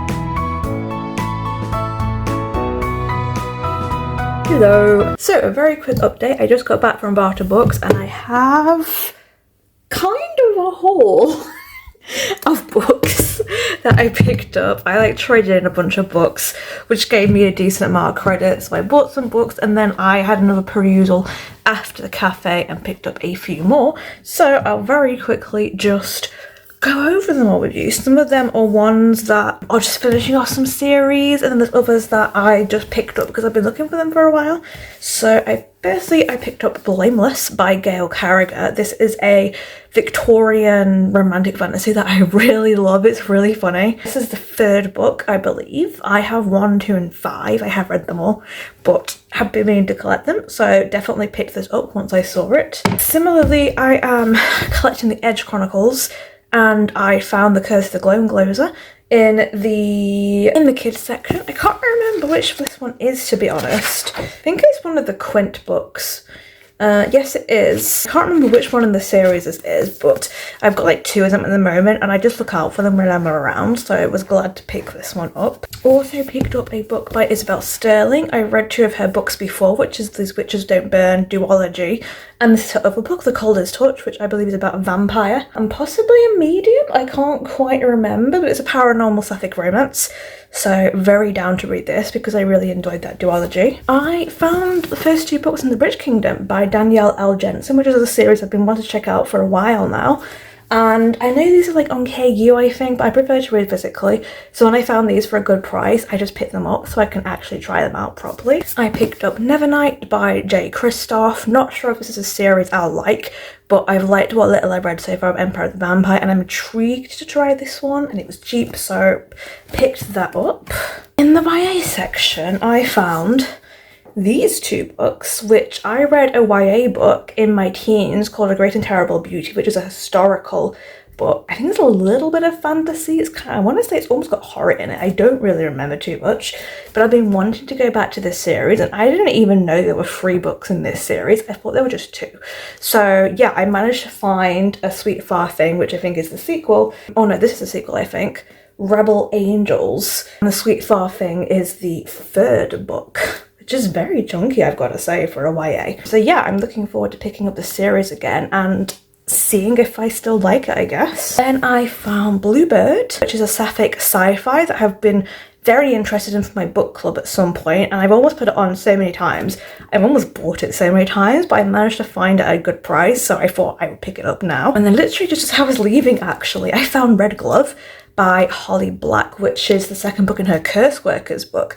And it's so funny because I was just talking about Holly Black with my friend because she's currently reading the Cruel Prince series, and it's on the last book, and I was saying, oh, I've read a little bit of Holly Black before. I've read Tiff series, and I read the first book of this series, which I really enjoyed, and I keep meaning to carry it on. And then they had the second book, so that felt like I just had to pick it up, to be honest. And the final books I got, which were very exciting finds, because I've been trying to finish off my collection of Wheel of Time, but I've been wanting to get the books that match the set I have. I don't like the new editions. And I currently have 1 to 7 and 9, all in like the older edition, and I managed to find 8, which is The Path of Daggers. I found 10, which is Crossroads of Twilight, and then I found these 3, which are really exciting because these are hardbacks and still in the editions I like, and 2 of these are signed, I believe, as well. So we have book 11, A Knife of Dreams. Don't think this one isn't one of the signed ones, but I love how it's got the map in this, so I found that. And then I got book 12, The Gathering Storm, and this one is signed by Robert Jordan. And then I've got the final book, A Memory of Light, which is also signed by Robert Jordan. So I thought they were really good finds. The only book I'm missing now is book number 13, I think. Yeah, I've got all the Wheel of Time books now apart from 13, so that was really good finds. Yeah, that is the book haul from Barter Books. Very cute little place. You'll have seen some video footage of it. Really liked going there. Would definitely go there again. My number 1 book of the year, I have also talked about relentlessly since I read it, and I did read it on audio because it was narrated by Moira Quirk. I had to pick it up on audio, and then I had to go buy it physically, and that is Blood Over Bright Haven. This has been hugely popular on Instagram in the last couple of months. Everybody who's picked this up that I know of has loved this. ML Wong is just, I cannot wait to read Sword Over Kagan. It's on my list for January. This was such a good book. It was so hard to read in some places because of the topics we're dealing with. We're dealing with colonialism, and we're dealing with xenophobia, and we're dealing with genocides. And it just, it's so good. It's so good. And we're also dealing with like feminine rage and sexism and just a very fucked up society. And it ended exactly the way it needed to end, but it was still so hard to listen to that ending. And I cannot wait to pick it up in a reread. Like, I cannot wait. It's going to be so good.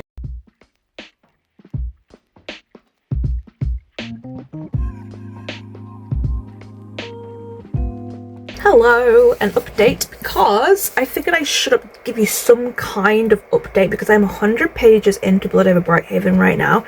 I'm really enjoying this so far. This like hooked me right from the get-go. The magic system is so interesting in this world, and I am really enjoying what I believe are the 2 main characters. We have our first female high mage ever, who has just passed the exams and is now being tasked with something extremely difficult, and her lab assistant, who is someone who escaped, was one of the only survivors essentially from his tribe, escaping from this blight, who then came into the city, and he's seen as very much a lower caste class. Big like racism, colonialism kind of commentary going on here, but they are working together, and I'm really enjoying their friendship so far. I'm really enjoying, as I said, the world building is so interesting, the magic system is so interesting, and I'm just excited to see where this is going because yeah, I'm really liking it so far, which I'm really happy about. Oh my god, so I hit a twist last night. I'm about this far through, and it has pretty much changed everything with how the lore of this book has been talked about, and I love how it's flipped on its head, and it makes such a drastic difference to the world building of this book, and my gosh, really major twist. Hello, so I finished Blood Over Brighthaven last night and I really enjoyed this one. I'm really happy to say that this actually did hold up to all the rave reviews I've heard. As I said, a couple of booktubers have had this in their top 10. I think it was not only Tiff who I read this for, but also JessOwens, and definitely a couple of other people who I didn't include for this video have included this book into their kind of top books that they read last year. And yeah, honestly, this was so good. Definitely a 5-star. I think this is a book as well, it's really interesting because so much of reading this book is just reading a long conversation. There is so much dialogue, back and forthing and critiquing going on between the different characters as they're figuring out how they are adjusting to things that are happening in the world around them arguing with each other, them working out what they can live with in terms of what they're doing.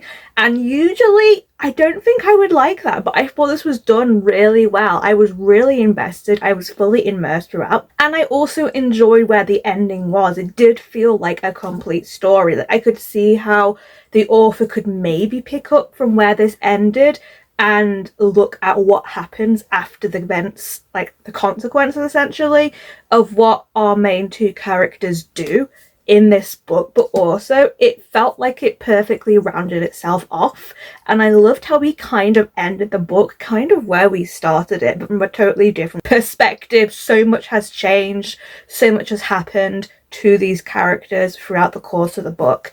And yeah, really enjoyed it. This is a book that I don't really want to go too deep in terms of the plot, because part of what makes the twist and what happens so good is that you don't really know what's happening. But yeah, really solid fantasy. I'm definitely going to be picking up more by this author. I know the author wrote The Sword of Kaigen and a YA fantasy series apparently. Also, I love that they have like an actual art portrait as their author's portrait rather than a photograph. I don't think there's any like photos of this author around, but yeah, definitely gonna check out more from this author. And a solid success, and that means that we have 2 5-stars in this video, which I'm really happy about. 1 horror and 1 fantasy. Now the last one is one that while I was reading, I thought I'd be able to recommend to everybody, but it's really gotten a mix of ratings and reviews. So my favorite book of the year is I Was a Teenage Slasher by my favorite author, Stephen Graham Jones. I grappled with solidifying this as a favorite. I think that doing a live show about it and hearing everybody's thoughts and feelings definitely adds to my experience as a reader, but it made me question myself if this book was that good, and it is. This book is that good. This is fantastic, but obviously not for everybody, and that's pretty typical of Stephen Graham Jones's stuff. So this is about a couple teenagers who live in the 80s in Texas, and the setting and the focus is just why it's for me. It is about slashers. Much like the Indian Lake trilogy, we have a character, not the main character, but there is a character who's obsessed with slashers, who knows a lot about slashers, who imagines a slasher happening around them. And we have the main character who he's actually an adult. It's decades later that he's writing this memoir for us to read about like the summer that he was a slasher and killed people. It's a very repetitive book, stream of consciousness. You're in this guy's head and he's just saying like, I was a killer, I was a killer, I was a slasher. But I'm really one for the inner ramblings, so I loved it. Hello, so I'm actually 33% into I Was a Teenage Slasher, and I haven't updated because honestly I'm not really sure how I'm feeling about it at the moment. I'm listening to it by audiobook, which by the way, really good audiobook narrator for it, very like immersive, but I'm not really into it, I've got to say. I'm enjoying the writing, like it keeps like making me stop and think about what it's saying because I'm enjoying the writing so much.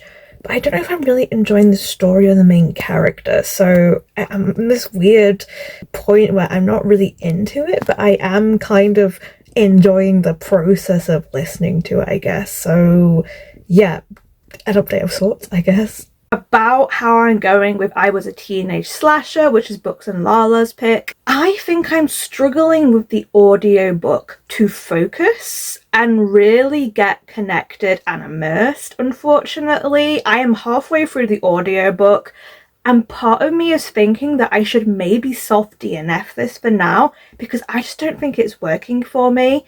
And the writing is so gorgeous that I want it to work for me, and I want to be fully focusing on it. And I don't think the audiobook is right for it, for me. I think I need to read this book physically. I think I need to linger over the pages and the writing, because I think it's not working for that reason, that I just don't think the audio is it, because I keep losing focus and like dipping in and out, and then I've missed things. And some books that's okay with, but I feel like this book, I don't want to be missing things. So I think I might be soft DNFing this book, and I don't want to rush read it. So I'm actually not going to pick it up again for this video. I'm gonna pick it up again sometime in the future and read it physically, I think. I also kind of want to try some other books by Stephen Graham Jones first. Like, I have My Heart is a Chainsaw already. I kind of would like to maybe read that and then come back to his newest book. I didn't want to DNF anything in this video, and technically I'm not, because it's a book I do want to come back to, but I feel like this book is just not right for me right now, and not in this format. I just don't really want to pick up and read it physically right from the beginning again, because that's what I need to do at this point. So I think I'm going to put it down for now. I'm going to say that I am enjoying it, but right now it's just not working. If I had to rate it right now, it's feeling like it could be a 4-star. And I don't want that experience to be ruined and potentially get lowered because I'm struggling with the audiobook. So that is what I'm doing with that one. I feel bad because I know this is Kayla's like favourite book, but I also want to give it the solid time that it needs, and I want to be able to devote myself to it properly, and I'm just not right now with the audiobook. So we're putting that one aside, which means we are now moving on to the next book that I'm going to be reading for this video. The Eyes Are the Best Part by Monica Kim. Oh my god. Oh my god. This is a horror book following a main character who develops a very strong appetite for something. I wonder if you can guess what it is. She honestly is dealing with a lot. Her parents get divorced, her dad leaves, and her mom starts dating this man who is just like a leech. He sucks. He's a capital L loser, and he's always around like a freak. And she's just having a bad time. She's having a bad time adjusting. She's struggling with life, and she gets hungry.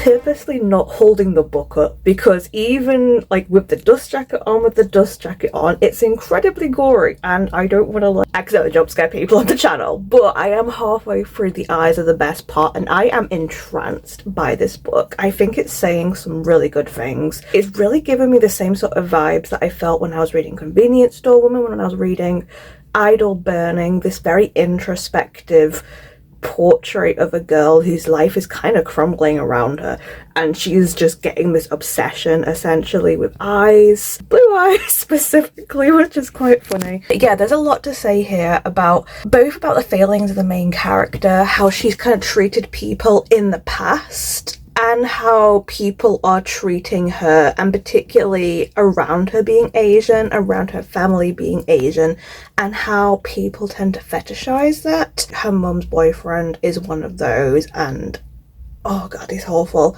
He's so awful. He really is disgusting. I'm not gonna lie, I'm kind of rooting for her to do some of the things that she's fantasizing about at this point in time. Really enjoying it. This is such an easy read as well. Like, I found myself sinking into this like straight away, automatically just being immersed. Really enjoying it.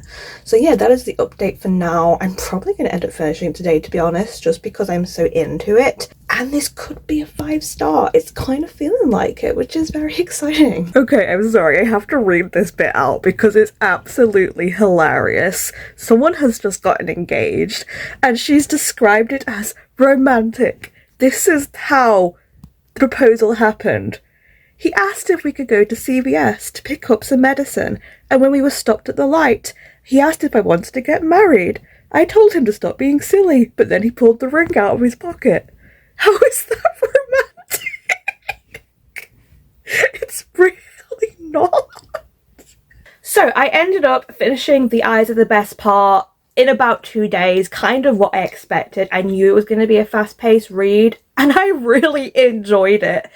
This is definitely a book that I'm kind of a little bit like, how do I recommend this to people? Much like stuff like Earthlings by Sayaka Murata. The book is very introspective to a deeply flawed protagonist. But I just really, really liked it. It was such an immersive read. I was just really enjoying being along for the crazy ride. It obviously does deal with some dark topics, not just like the actual horror elements, but just the social elements, honestly, as well. There is so much that it has to say about Asian women in like American society and how people, particularly men, treat them. And I thought it was just really well done, and I definitely am going to pick up more books by this author if she's writing more in the future. I just really had a good time with this in the best way. It's definitely like, it was a 5-star for sure. And yeah, I'm so glad that it did actually live up to all the hype people have given it, because I've obviously had that earlier in the video where there was certain horror books, Diavola, The Heart, that I really, really, really wanted to love, and I liked them, and didn't really like The Heart, to be honest, but it just didn't hit for me. And this hit so well, and I'm very, very happy. So I didn't expect to get as many 5 stars in this video as I have done, which is really nice, but I've had Bloom, I've had Blood Over Brighthaven, and now The Eyes of the Best Part. So this video is going pretty well at this point, I'd have to say. I only have 2 books left. And number 3 is Kindred by Octavia E. Butler. This was my very first 5-star read of the year. That wasn't a reread and wasn't a manga. So the fact that this was my first true 5-star of the year, and it's number 3, blows me away. This is about a woman called Dana in 1976, and she keeps getting pulled back into time during the 19th century, where she seems to be attached to this white boy called Rufus, and it's in the time of, you know, plantations and slaves. So Dana being in this time period is one of the most dangerous time periods she could be in. So I was scared for Dana the entire time. The story had me on the edge of my seat because of how much I cared about the character. I also loved the fact that the sci-fi element of this, of being like pulled back in time and then going back to her time, was done in such an intricate way. Like, I'd never seen it done like this before in a book, and it felt so natural and so easy. It really does solidify Octavia E. Butler as such a fantastic author.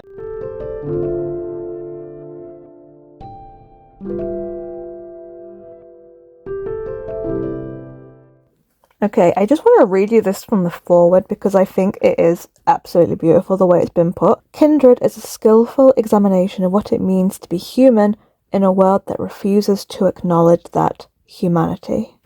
Oof, powerful. Okay, so I'm fully just going to admit I'm not really enjoying this. This is not a book to be enjoyed, to be honest, which I completely understand.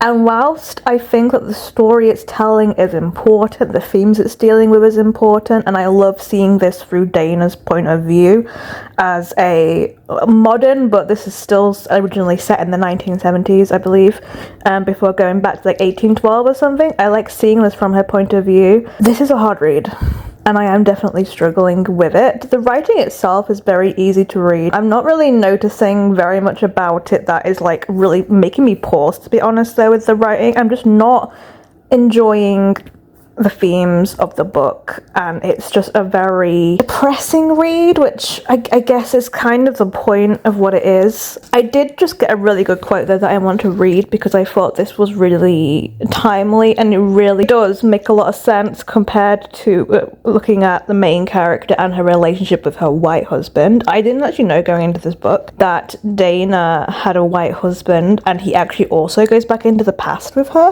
And part of that whole plotline is one of the reasons I'm really disliking it.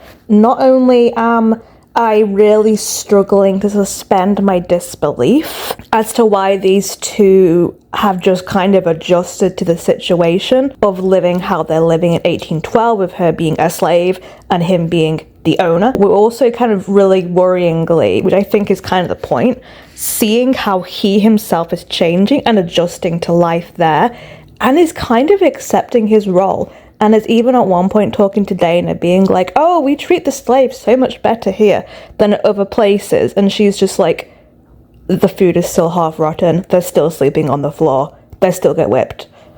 And he's just like, yeah, but it's better than other places. And ooh, we are seeing some things here about him, that's for sure. But there's a thing here where we're on the fight, which I am about halfway through at the moment. I'm on page 116. And it's like going back to when the two were together prior to her time hopping. And she talks about how she held on to her job for so long because she didn't want to like lose her independence, even though he told her he could support her.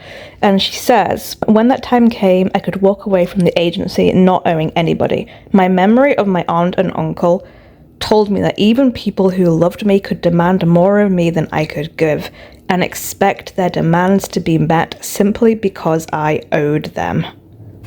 Oof, that's really telling. Okay, I'm here to talk to you about Kindred. I did kind of give you my thoughts a little bit before. I'm sorry I didn't show my face. I was like really full of cold, but you could probably still hear my voice. And you did not want to see how I looked, but I just wanted to get my thoughts out whilst they were still really fresh. I'm just really sad this book didn't work for me because I so wanted it to work for me. I wanted this to be a 5-star. I've heard nothing but really good things about this book. And I think for me, it just comes down to the fact that I just really don't have a good time with books that are about suffering, that are really depressing. It's something I've realised recently. Like, I really struggle to get through the first Robin Hobb trilogy, the Fitz trilogy, Assassin's Apprentice, Royal Assassin, Assassin's Quest, because I just found how bleak it was really got to me. And for me, like, yes, I think this is brilliant, objectively, but did I enjoy my time with it? No. I understand what it's trying to say, but I've also read other books that are about racism, pulling it apart, that I've enjoyed more. Like Chain Gang All-Stars, a recent book, has a lot more going on in terms of the story. We've got multiple character perspectives. Obviously, you know, it's hard to compare because this is a book very much set in its time, and that is a recent book that is set in the future. It's a sci-fi dystopia. But I just felt that it was more nuanced of a take that still let you be fully immersed in the story. Whereas this was just bad thing after bad thing after bad thing. And that just really gets to me when there is no like traces of light and hope. And some might say that the ending is hopeful because like Dana does manage to like break the cycle of going back in time. I'm not going to say how that happens. I basically just skim read the last 100 pages because I wanted to know what happened, but I was just really struggling to read it, and I feel really bad that I did that. I hate skim reading stuff, but it was either that or I DNF'd it because I was just not in the right headspace for this kind of book. And this really almost felt a bit like books that you read when you're at school that you're forced to read and you don't really enjoy it, but you know it's saying something good. And like, all the respect to Octavia Butler, you know, she is one of the first Black female pioneers of sci-fi. I totally respect it. I really respect this book. Do not think I'm saying this book is bad, because it is not. It's just not my kind of thing, unfortunately. Like, this is slim, and I struggle to get through it. And it really is just how harrowing it is, how nihilistic it can be, because there is just so few hints of hope. And you really are rooting for Dana to overthrow this specific person throughout it. And I just don't know how she had the patience to not do it. And yes, I know part of it is because it's related to the fact that if she got rid of this guy, then maybe she wouldn't exist anymore. But it was just so difficult to read. And I don't think I could have, like, in her situation, I think I just killed the guy, honestly, because he really deserved it. Like, he was horrible. And yes, it was for the sake of her family line. I get it, I do get it. But, it took a long time to get to the point where she was finally willing to cut ties. But yeah, really sad this didn't work for me. I really wanted it to, and like I say, I totally respect this. If I'm giving it an objective rating, it's got to be a 4-star, but for me personally, because I rate on scales of like enjoyment and my own personal immersion and resonance with it, it's a 3, because I just didn't really get immersed in it. I rooted for Dana, but I wasn't really attached to any of the characters, and it was just very bleak and depressing. So I'm really sad to say this didn't work for me. I'm sorry, Gavin. I know this is a really good book, but I really struggle with depressing, harrowing books, which I've realised, and this is definitely one of those books. I will maybe try more from this author again, but yeah, Kindred, really great concept, has some really good things to say, but if I'm being completely honest, I just prefer to have a little more hope and optimism in the books I read. If we were dealing with such dark, realistic, historical violence, I like to see the hope.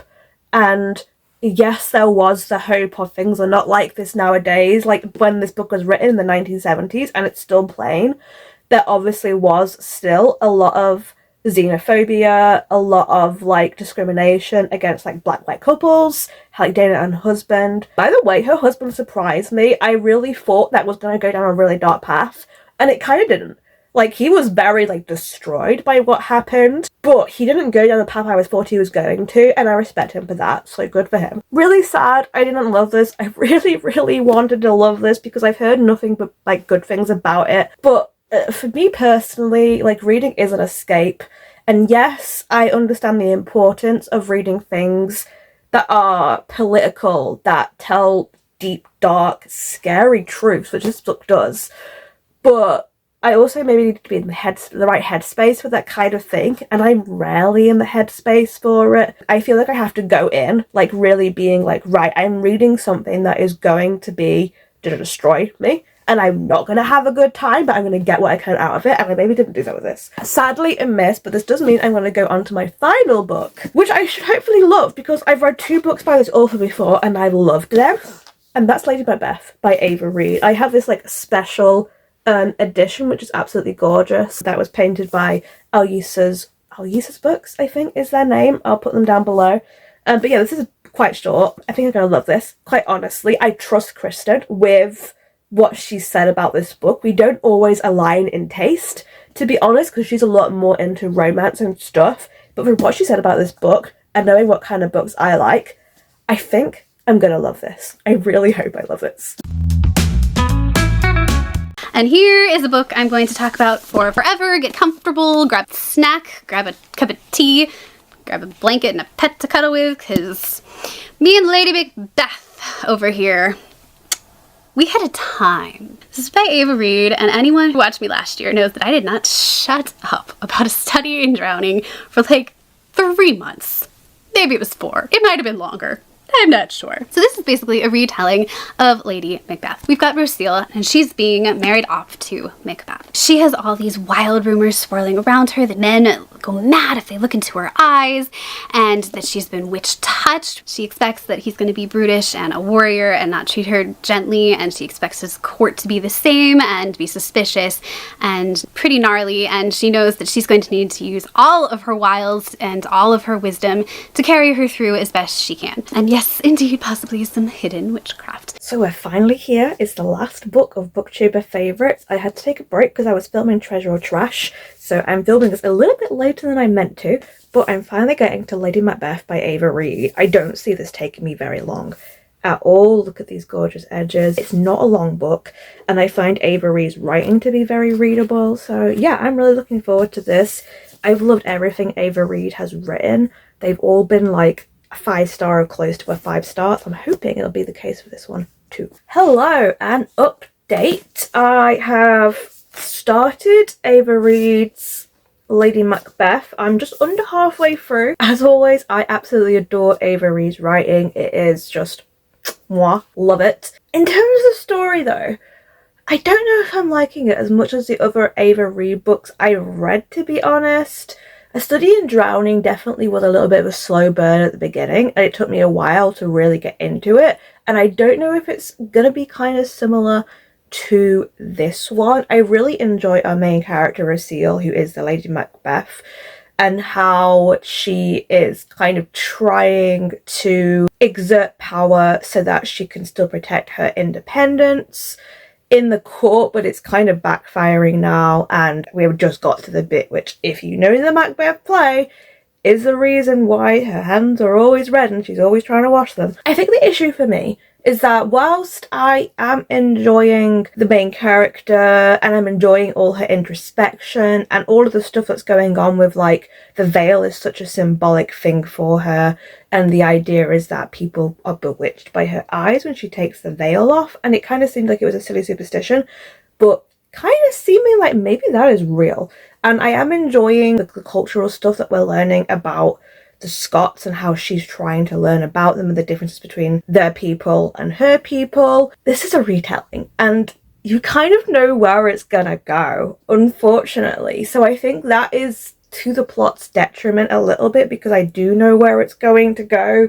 It's obviously doing it from a different viewpoint. Different things are happening because of that. We're seeing a different picture, but there's not a lot that I can really think is going to change up in the plot, because we are following the story of Macbeth by William Shakespeare, which is not one of my favourite Shakespeare plays, unfortunately. There are a couple I really enjoy with Shakespeare. Macbeth is not one of them, really. So it's fine. I'm liking it. It's kind of an easy read. I'm enjoying it when I'm reading it because I love Ava Reid's writing so much, but I'm not super invested, unfortunately. It may change as we get further on. We're at the point now where things are going to really ramp up, I think.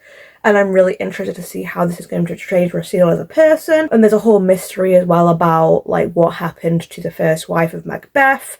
There's a whole thing of a prince that I feel like she's maybe falling for, who is perhaps a better match for her than her husband is. But he's a prince and her husband wants to be king, so I don't see that ending well. But yeah, I am liking it a lot. This is definitely still a book that I like. I'm enjoying it. I don't think it's going to be my favourite Ava Reid, which is unfortunate because I heard such high praise about this one.